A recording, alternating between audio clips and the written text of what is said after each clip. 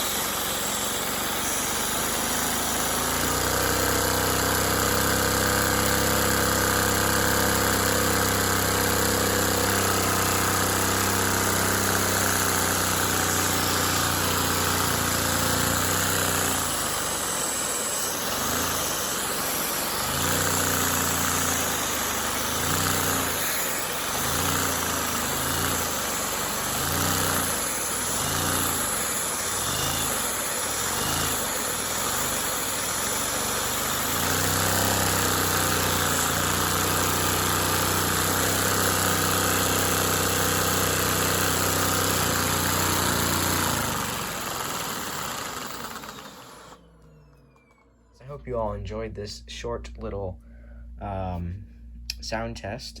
This will be the last video that I do on the Vtwin, as next week I'm going to be making a new engine. And yeah, short video, and I'll see you all in the next one. See you later.